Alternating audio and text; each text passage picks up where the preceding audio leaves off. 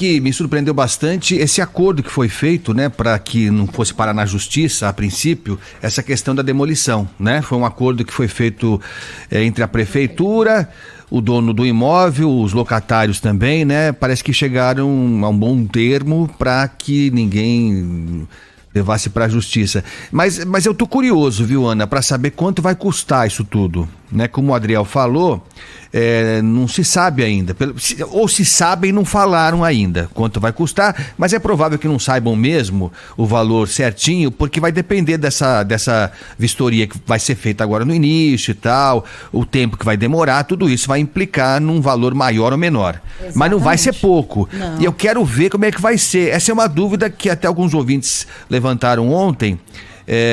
Porque assim, a princípio a prefeitura vai bancar, foi a prefeitura que contratou a empresa que vai fazer a demolição, e depois isso vai ser ressarcido pelos envolvidos, pelo dono e pelo pessoal que aluga lá, não sei como é que é, não sei se tem seguro, a gente não sabe disso, né? Então eu só espero que isso não caia nos cofres da prefeitura. Só espero, né, que o dinheiro público seja devolvido assim que a obra for encerrada, assim que os valores sejam definidos, né? Ao mesmo tempo, eu acho que foi prudente a prefeitura assumir essa negociação, Agostinho, porque o prejuízo para a cidade seria maior. Não é verdade. A gente não tem os valores claros ainda, mas falar de um comércio nessa região fechado por muito tempo, já pensou se isso vai parar na justiça? Não tem dúvida. Até ser julgado, e aí a empresa ser contratada pelos próprios condôminos, o tempo gasto nisso daí, nesse processo, seria muito maior. E o prejuízo para o comércio da região central seria muito maior também. Então, que bom que a prefeitura tomou essa dianteira. Mas, ao mesmo tempo, pecou em outros aspectos. Questão de fiscalização, por exemplo, que aí é um outro assunto que a gente tem que abordar daqui a pouco. Não tem dúvida, tem que fazer para já, até porque a gente não pode conviver muito tempo com um prédio nessas condições, né? Hoje ele não está em risco de demolição, de colapso, né? De desabamento, mas vai que, né? Então, mas eu só quero entender como é que vai ser isso, porque no limite, não quero dar ideia aqui, mas no limite é o seguinte: o dono do prédio, que segundo o Corpo de Bombeiros entrou com pedido de vistoria em 2016, o dono do prédio entrou com pedido para regularização no Corpo de Bombeiros em 2016. Eu não sei porque que parou. Numa dessa ele pode alegar, não, eu tentei regularizar, mas a burocracia e tal, entendeu? Numa dessa ele pode alegar que foi o próprio poder público que empatou a regularização lá do imóvel. Então a gente acompanha direitinho para ver quem vai pagar essa conta. Exatamente, a gente vai fazer isso. Agora, acho que para responder as outras questões até que você levantou, de como deve ser, custo, tempo, a gente tem na linha aqui alguém que já sabe disso, que pode ajudar a gente a entender esse processo, que é o Douglas Couto. O Douglas é vice-coordenador da Divisão Técnica de Estruturas do Instituto de Engenharia aqui de São Paulo. Douglas, obrigada por nos atender nesse sábado de manhã, viu? Bem-vindo aqui à Rádio Bandeirantes. Douglas, acho que não está nos ouvindo, ele está aparecendo na tela aqui. Tá ouvindo a gente, Douglas? Acho que não. Eu acho que não, mas vamos tentar de novo o contato ele lá tá com lá, ele, firmão. Então, João. Ele tá lá atento, mas não tá ouvindo a gente, não. Bom, a gente vai conversar com o Douglas daqui a pouquinho, então, para falar um pouco sobre isso, né? Como que deve ser esse processo, na análise dele, se vale mais a pena derrubar o prédio todo, deixar só uma parte ali. Daqui a pouquinho, então, a gente conversa com ele. Aliás, viu, Ana, a gente conversou essa semana muito sobre esse assunto e eu conversei com outros representantes do próprio Instituto de Engenharia aqui de São Paulo. E eles estavam comentando que a gente vê esse prédio velho e tal, que não tem alvará, você fala assim, puxa, prédio antigo no centro e tal, mas tem muito prédio novinho cheirando a tinta em área nobre aqui de São Paulo, que também tá tão irregular quanto esse que pegou fogo. Porque de fato tem muita gente que não é capacitada e que acaba se envolvendo na construção de imóveis aí e depois não consegue regularizar a obra. Douglas está nos ouvindo agora? Bom dia para você. Oi, bom dia. Ana Paula, Agostinho. Agora sim, Douglas Couto, vice-coordenador da Divisão Técnica de Estruturas do Instituto de Engenharia de São Paulo. Manda ver, Agostinho. Douglas, obrigado por atender a gente aqui num sabadão pela manhã. A gente queria entender como é que vai ser esse processo aí de demolição desse prédio, né? Vai ser aos poucos e tal, para evitar incidentes e intercorrências, mas dá para a gente já tentar montar um roteirozinho, quanto tempo vai demorar, como é que vai ser um pedacinho de cada vez, como é que vai ser, hein, Douglas? As equipes estão mobilizando agora, né, e como ainda é uma estrutura que se tem muito pouco conhecimento, né, dela por enquanto, a opção é pela cautela. Então vai se começar normalmente no processo de cima para baixo, né, onde a gente tem menores cargas, isso vai descendo, e à medida que esse processo de demolição vai ocorrendo, vão se gerando informações também sobre o que restou, né, da estrutura, né. Então é possível aferir aí a qualidade dos materiais que restaram, né, do concreto, do aço, ver se de fato essa demolição precisa ser feita até o fim. Então o processo ele precisa ser lento no início por conta desse desconhecimento, mas à medida que você vai conhecendo mais, as equipes têm mais segurança aí para reavaliar o quadro, né? Então, pela sua experiência, o que compensa mais, Douglas? Porque a gente ouviu ao longo dessa semana dos bombeiros que era preciso evacuar toda a região, porque havia um risco de que toda a estrutura cedesse, depois descobriram que os andares mais de baixo, né, então os que estão próximos ali do chão mesmo, estão mais seguros, são os andares de cima, né, principalmente do 7º até o 10º, que estão mais comprometidos. Mas compensa? Você que conhece mais, sabe qual que é o custo de levantar ou derrubar um prédio, compensa mais derrubar tudo, refazer um outro prédio por ali, refazer somente os andares que precisam de fato ser demolidos? Economicamente também, o que compensaria mais numa situação como essa? Já dá para a gente ter uma ideia? Então, sim, dá. Normalmente a opção menos custosa é a de recuperação, né? A gente reaproveitaria ao máximo, né, da estrutura e, enfim, faria uma outra, né, igual ou um pouco diferente, mas a primeira opção é sempre pela recuperação, né, até pela questão de sustentabilidade, né, da construção, né, quantidade de resíduo que é gerada numa demolição, né, a demanda depois por novos materiais, enfim.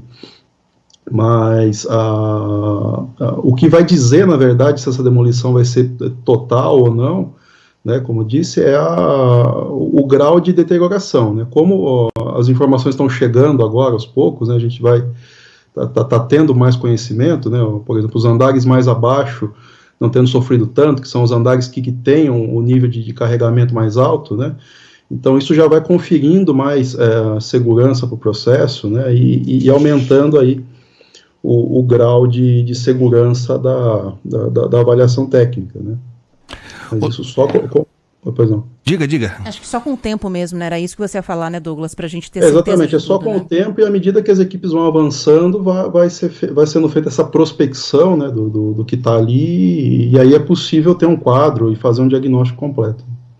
Agora, Douglas, para além do caso em particular, né, que parece que está equacionado, né, depois de um susto danado essa semana toda, acho que a coisa agora vai seguir, demorando um pouco mais ou um pouco menos, acho que não teremos mais sustos em relação a isso. Mas esse prédio escancarou um problema que não é novo também e não é completamente desconhecido, que são as edificações mal conservadas, sem autorização, sem os alvarás necessários, sem as vistorias que são exigidas por lei, e isso acontece no centro, acontece em outros cantos. Inclusive eu conversava essa semana com um colega seu, o Rafael Timerman, também aí do Instituto de Engenharia, e ele falava inclusive que a gente não pode se iludir, viu, Ana? Que a gente pega um predinho velho como esse, né, que é da década de 70, você olha, pelo cheiro você já percebe que ele não está regular. Mas ele dizia, o Rafael, que tem muito prédio novo, cheirando a tinta, aí em bairros nobres, que também não tem as condições mínimas de segurança. Eu queria saber de você, Douglas, que tipo de lição a gente pode tirar desse caso e como é que a gente avança para que a gente tente minimamente regularizar os imóveis aqui da cidade?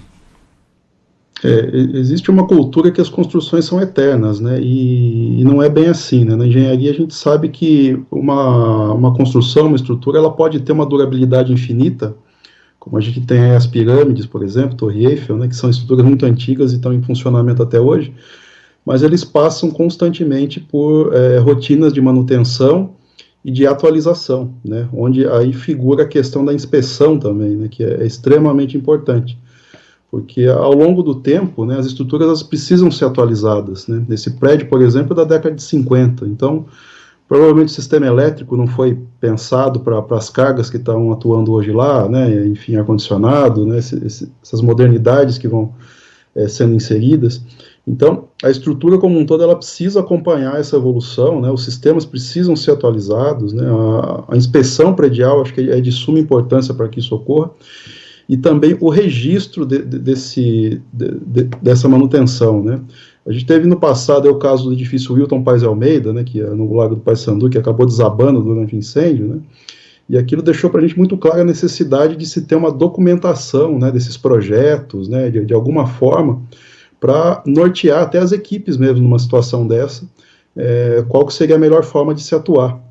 Então, eu acredito que daqui para frente a gente tem que pensar nisso, né, em como arquivar essas informações, como estabelecer uma rotina de inspeção e manutenção adequada, né, e regularizar essas estruturas aí, que isso envolve a segurança de muita gente. Não, sem dúvida nenhuma. Inclusive, esse prédio da década de 50, eu até te falei que era da década de 70, porque a gente tinha uma informação inicial, viu, Agostinho? E depois a gente descobriu que era um prédio mais antigo ainda, né? Do final dos anos 50. Mas, ao mesmo tempo, Douglas, embora a gente tenha muito prédio novo aí, que pode estar fora das características exigidas para a liberação dos bombeiros para funcionamento, a gente sabe que para prédios residenciais isso é muito rígido, viu, Agostinho? Inclusive tem algumas regras que eu não conhecia. Então, hoje a gente tá na moda em São Paulo, nas grandes cidades, apartamento residencial muito pequeno, de 25 metros, 30 metros, né? E esses apartamentos nem são mais liberados para construção com gás encanado. É obrigatório que você tenha, por exemplo, o fogão elétrico, não pode ter gás pelo risco de vazamento e um espaço muito pequeno. Isso pode causar um acidente. Então, a gente tem regras muito que se adaptaram, né, à necessidade da engenharia e que são regras muito rígidas. Agora, o centro de São Paulo tem uma característica, né, Douglas, de ter prédios muito velhos. E além de ter prédios muito velhos, prédios muito cheios. Esse era um prédio que abrigava galpões de lojas, tinha loja de celular, então bateria de celular, outros equipamentos eletrônicos, tinha roupas, outros objetos. E aí a gente tem uma série de prédios onde tem muitos escritórios, muitas pessoas aí dentro. Será que não está na hora da gente pensar, por exemplo, nesses planos de fiscalização, mas começar de uma maneira focada no centro da cidade, que é onde a gente tem mais gente trabalhando, onde a gente tem uma concentração maior de prédios antigos? A gente não vê, Agostinho, esse tipo de incêndio desse porte, pelo menos, acontecer fora do centro. Os últimos foram todos nessa região. E aí, Douglas? Eu acho sem dúvida, é uma região com muitos prédios antigos, né? A gente não sabe aí quais estão com as instalações atualizadas, quais não estão, né? Então, só uma inspeção mesmo criteriosa nesses edifícios que vai poder dizer o que de fato existe, né? Dar um quadro geral até para o poder público poder aí tomar uma decisão, né? Não é um serviço, vamos dizer assim, barato de se fazer, né? Isso gera transtornos, mas é extremamente necessário, né? E hoje, do ponto de vista de inspeção, né, de engenharia, existem técnicas, equipamentos, né, muito avançados, né, que dão resultados aí extremamente confiáveis. Eu acho que esse trabalho a cidade precisa pensar nisso, né, em atualizar aí os seus edifícios para garantir aí a segurança da população. O problema é que eu, sinceramente, não consigo ver essa disposição, essa estrutura toda do poder público. Eu espero estar enganado, mas eu não consigo ver. Bom, teve a Boate Kiss, né? Que é um exemplo que a gente cita sempre, porque, de fato, foi uma coisa trágica. No dia seguinte, a Boate Kiss, o Douglas deve lembrar, os ouvintes também, né, Ana? A força-tarefa, nos 4 cantos do país, prefeitura, corpo de bombeiros, nas casas noturnas e não sei o quê, corta-fogo, saída de emergência, luzinha de não sei o quê. Bom, aconteceu alguma coisa? Alguém acredita que, de fato, hoje estamos mais seguros? Acho que não, né? E aí tem uma questão, viu, Douglas? A Ana citou, a legislação foi mudando, hoje é mais rigoroso e tal. Mas mudou muito, aliás, desculpa, Agostinho, depois da tragédia que aconteceu no Joelma, no centro de São Paulo também, ali na Praça da Bandeira, né? Aquilo foi um marco pra gente ter uma mudança séria na questão de segurança nos edifícios, né? Foi, mas de outro lado também, não sei se vou falar muita bobagem, Douglas, você cria uma legislação de primeiro mundo para não ser seguida.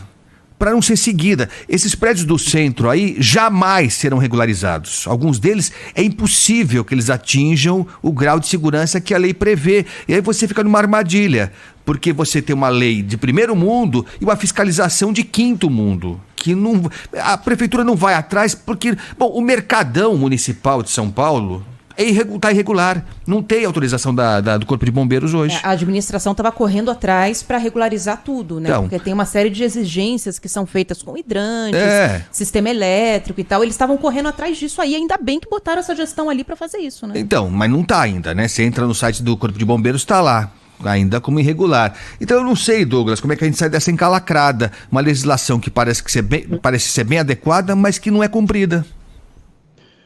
Eu acho que mais do que do ponto de vista legal, precisa haver conscientização das pessoas que usam esses edifícios, né? Eles precisam se conscientizar da importância, do grau de risco que todo mundo está sujeito e exigir aí que os proprietários, né, que os administradores desses edifícios tomem essas providências, né? Porque eu também não vejo outro modo de se ter uma regularização disso sem que haja aí um movimento mesmo, mas da população, dos usuários desses edifícios, né? Porque eles que têm, na verdade, vamos dizer assim, mais força e mais voz para implementar esse tipo de ação, né?